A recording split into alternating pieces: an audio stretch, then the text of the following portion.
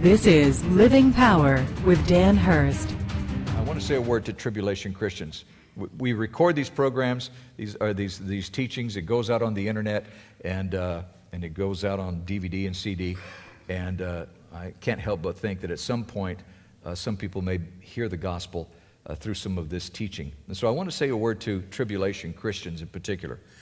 This verse in Revelation, these four verses actually, say something about you.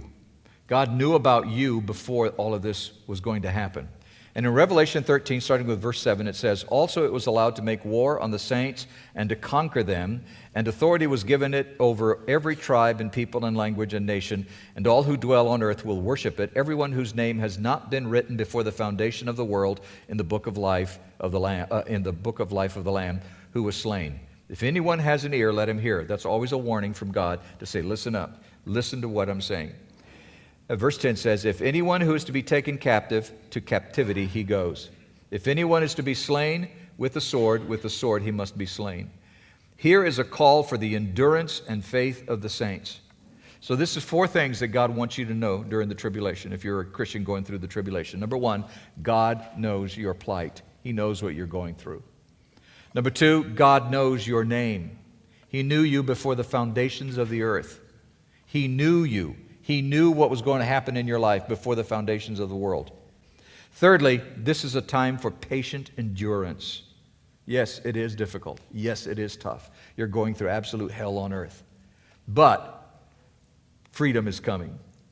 God is going to deliver you. And so it is a time, fourth thing is, it is a time for faithfulness.